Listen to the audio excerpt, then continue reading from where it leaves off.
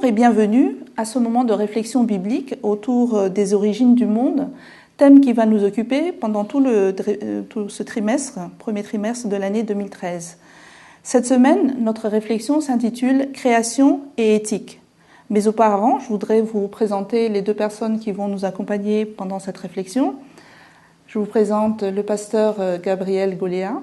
Bonjour. Bonjour. Le pasteur Ralph Sichern. Bonjour. Bonjour. Merci d'être avec nous aujourd'hui.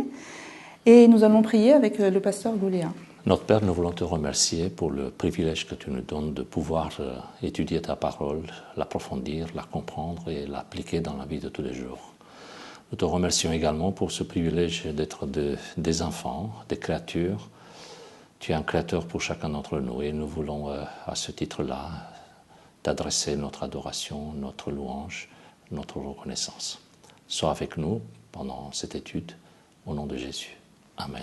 Pour introduire ce thème création et éthique, je voudrais rappeler que nous croyons donc en un Dieu créateur, tel que c'est relaté dans le premier livre de la Bible, donc le livre de la Genèse.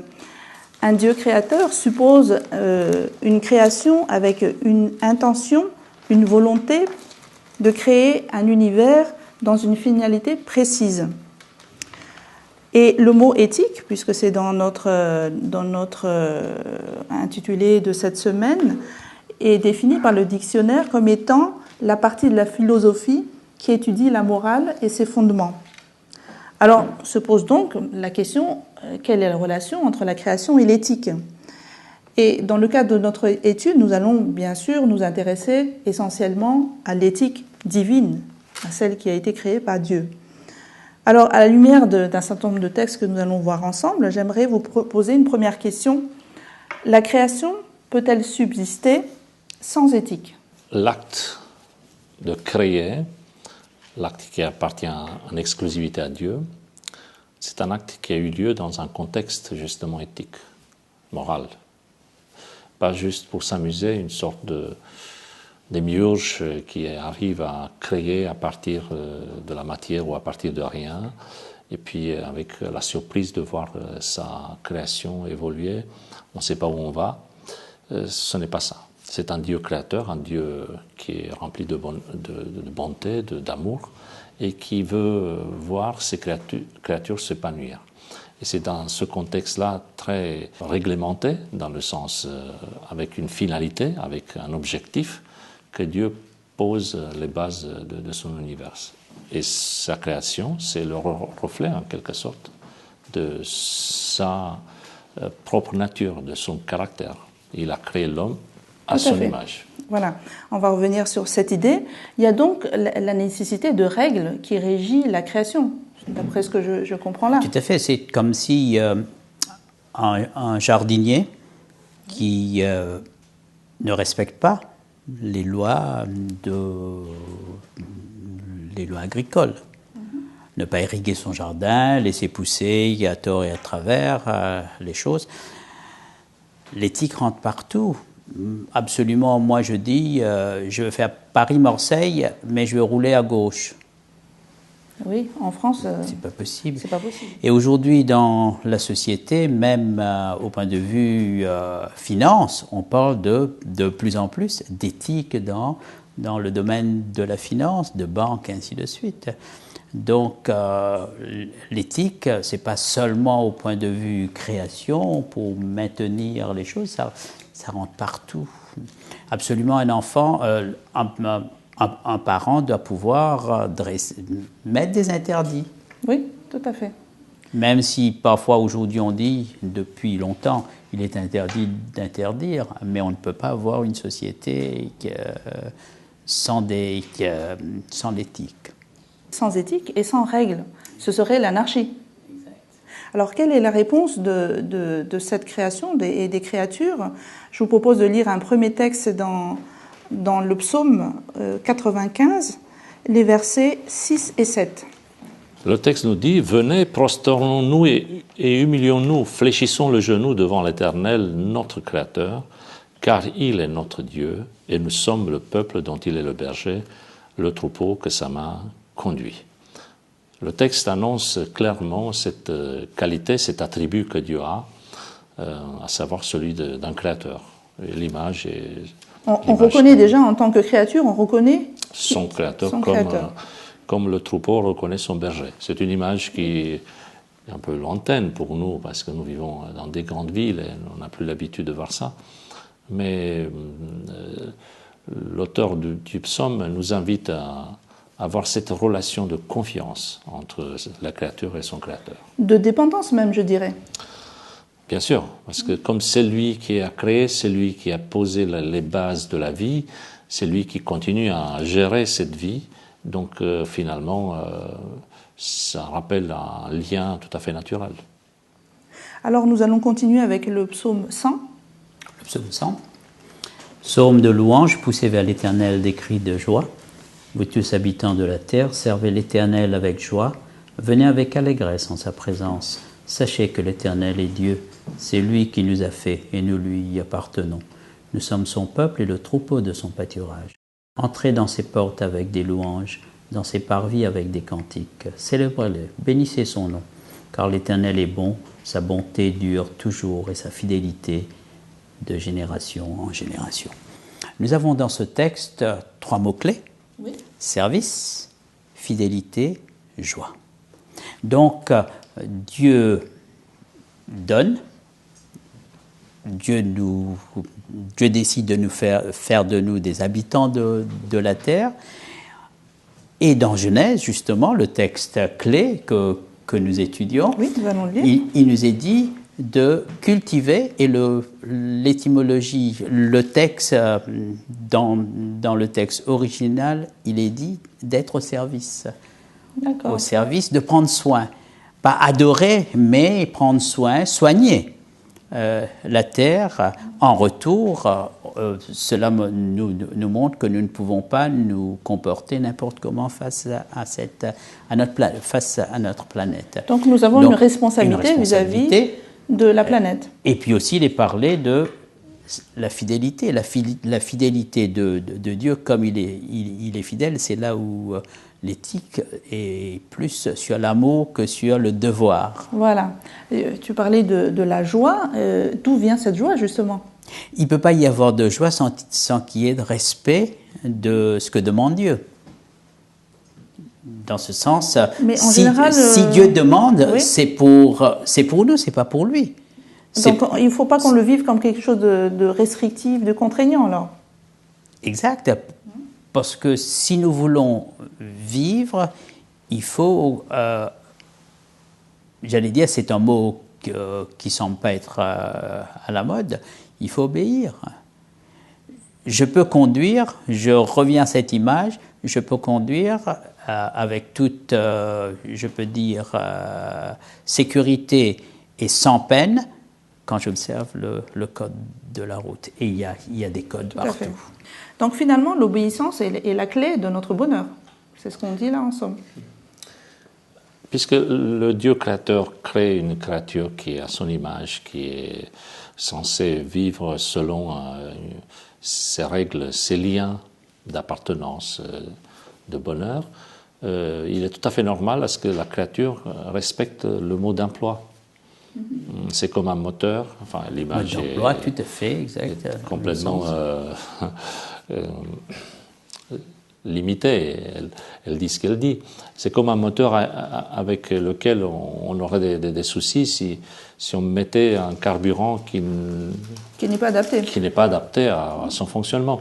Quel est le fonctionnement de la créature ? C'est de dire, d'accepter, de concevoir qu'il n'y a pas une entrave à la liberté si elle reconnaît sa dépendance de son créateur. C'est tout au contraire, en trouvant ou en acceptant de rester dans cette relation qu'elle trouve finalement son bonheur, son épanouissement. Donc il n'y a pas de contrainte. Finalement, c'est ce qui a été prévu dans son fonctionnement naturel. Malheureusement, et la Bible en parle surtout les premières pages, cette relation a été cassée par le péché, ce qui fait que maintenant c'est contraignant.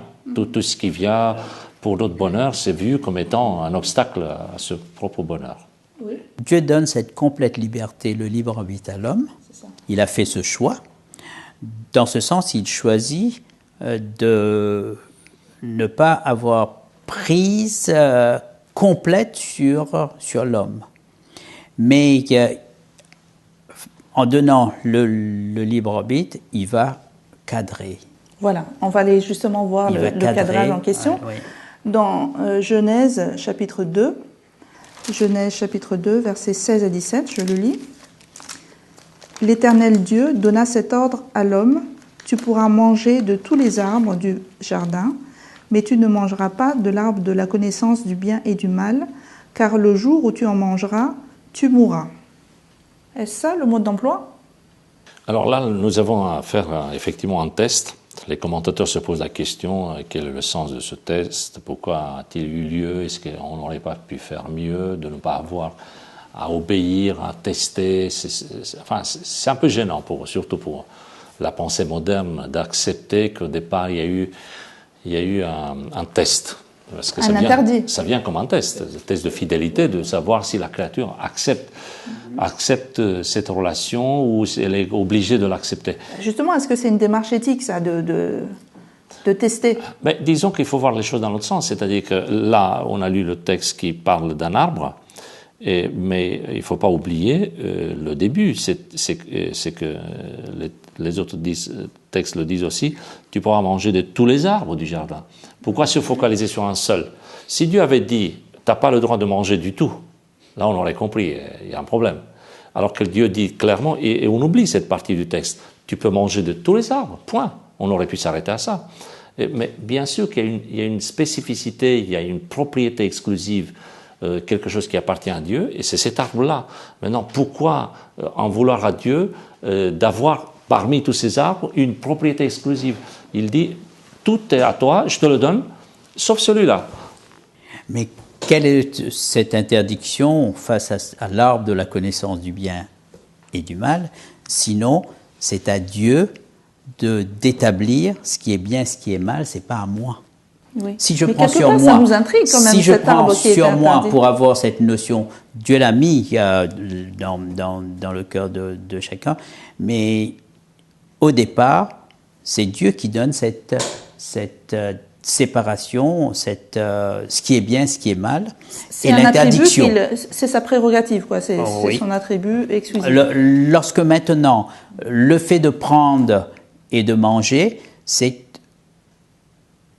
je décide, en somme, de me couper de Dieu, d'être indépendant, de vivre par moi-même. D'ailleurs, Satan ne va pas mentir en disant « vous allez devenir comme Dieu ». Vous allez décider pour vous. Il n'a pas à décider pour vous. Quelque part, le libre arbitre, c'est pouvoir choisir, justement. De choisir, de faire le bon choix. Mais à ce moment-là, si tu fais le mauvais choix, il y a le jugement. C'est pourquoi, dans la parole de Dieu... Ouais. D'accord. Cet interdit, on peut le voir comme ça. Effectivement, il faut voir le côté abondance, puisque Dieu nous offre tous les autres arbres, sauf celui-là, qui signifie bien que ça, c'est pour signifier que lui... il reste souverain. Il reste souverain, et notamment dans la définition du bien et du mal. Il reste créateur, et nous sommes ses créatures. Ses créatures, voilà. Accepter de rester créature, et de ne pas chercher à devenir créateur. Pourquoi y a-t-il besoin de la connaissance du mal alors qu'il ne le connaissait pas jusque-là? Là, c'est une connaissance virtuelle. Voilà. On n'a pas à faire une connaissance réelle, concrète. C'est plus tard que ça arrive. On verra la souffrance, la douleur, les accouchements dans la souffrance, etc. Là, il s'agit simplement de connaître une autre réalité virtuelle, théorique. Et Dieu dit, et c'est là le cœur de l'obéissance, c'est la confiance. Dieu dit, je veux te protéger. Je veux que tu ne goûtes pas à ça, que tu n'arrives pas à connaître cette réalité-là. Satan vient avec une autre tentation, avec un autre monde, une autre description en disant, est-ce qu'il a dit vraiment? Est-ce que c'est vraiment ça? Le doute s'installe et puis il connaît véritablement, l'homme connaît la souffrance, enfin le mal d'une façon concrète. Alors c'est très intéressant, on va y revenir prochainement sur la tentation. Et on va avancer avec une autre... Et là, nous sommes dans l'éthique de responsabilité. Voilà, la responsabilité. La responsabilité. En somme, ce que Dieu demande à Adam et Ève, c'est d'être responsables. Tout à fait. Alors, pourquoi et comment la création, donc avec tout ce que ça comporte, hein, la nature, les animaux, les êtres humains, peut-elle accepter justement de se soumettre à cette éthique? Comment est-ce qu'on peut expliquer ça? Mettons-nous d'abord dans le contexte dont parle le texte de la Genèse. Avant l'apparition du mal, l'homme sort de la main du Créateur et le Créateur lui explique comment fonctionne la vie. En disant, voilà, la nature est pour toi, tu es le responsable, tu es appelé à servir, comme cela a été expliqué tout à l'heure, cultiver. On dirait que c'est une bonne leçon d'écologie. Hein. Aujourd'hui, on emploierait ce terme dans le sens d'une responsabilité. La nature fait partie de cette création merveilleuse. Et il faut la garder comme telle, donc il faut la travailler, etc. Il y a une responsabilité, il y aura une famille. Enfin, la vie continue. L'aspect éthique intervient dans le sens que chaque geste, chaque décision de la part de l'homme doit être conforme à son statut, à savoir une créature, non pas créateur, et conforme à cette dépendance, parce que pour entretenir la vie, il fallait qu'il mange de l'arbre de vie, c'est-à-dire qu'il exprime sa confiance dans cette source qui est Dieu qui lui donne la vie. Il n'a pas la vie en lui, cette vie lui est prêtée. Alors, il y a une relation qui est évidente donc, dans ce que Dieu veut, une relation donc de respect de la nature, mais cette éthique doit inspirer aussi sur nos relations les uns avec les autres. Que nous dit la Bible à ce sujet? Dans le chapitre 1, 2, même 3, surtout 1, 2, où il y a la responsabilité de l'homme face à l'entretien du jardin et la responsabilité de l'homme face au relationnel, Adam et Ève, l'humain. Donc, il n'est pas question seulement de le côté qui est matériel, il y a le côté relationnel à soigner, il y a le vis-à-vis, tout le côté qui est faire vivre l'autre. Alors, parce que nous avons tous été créés donc, à l'image de Dieu et issus d'un même sang. Donc, ça donne tout de suite un aspect, un plan d'égalité en fait entre tous les hommes. Donc, les conflits qu'il peut avoir entre l'homme et la femme, entre les races, entre les religions et tout ça ne devraient pas exister. Créé à l'image de Dieu, c'est que l'idée ici de Dieu nous donne l'intelligence, la possibilité de choisir. Et puis aussi la possibilité de la responsabilité de faire vivre. Dieu n'a pas mis en l'homme l'instinct comme chez les animaux. Dieu a mis justement ce souffle de vie, cette dimension, si nous voulons, spirituelle chez l'homme qu'on ne trouve pas chez l'animal. Et puis l'immortalité conditionnelle pour si tu manges, tu mourras. Si c'est pas la mort immédiate, mais il y a la mort de l'estime de soi. On peut après voir dans la leçon, dans le développement, la mort de beaucoup d'autres choses, que ce n'est pas seulement la mort physique, mais la mort de cette liberté que Dieu a donnée, la joie, ainsi de suite. Tout à fait. Et des souffrances qui vont... Et des souffrances. Oui. Par rapport à cette responsabilité, à cet aspect égalitaire, si aujourd'hui tous les hommes acceptaient Dieu comme créateur, il n'y aurait pas de problème entre nous. Tout à fait. Le problème de l'homme aujourd'hui, c'est justement qu'il ne reconnaît pas son créateur. Il veut lui-même devenir Dieu, il veut prendre cette place qui n'est pas la sienne, d'où les guerres de religion, les tensions, les problèmes dans la société. Et on voit qu'avec la chute, la nature commence à perdre son harmonie, ce qui fait que commencent les épines, les souffrances, les difficultés, les ronces, et tout ce qui vient avec cette chute, c'est ce que nous connaissons, et avec la dégradation de l'homme. Mais dans l'autre sens, c'est valable aussi. Plus nous approchons de notre Créateur et nous le reconnaissons comme tel, plus nous avons des chances à reconnaître dans l'autre sa qualité de créature.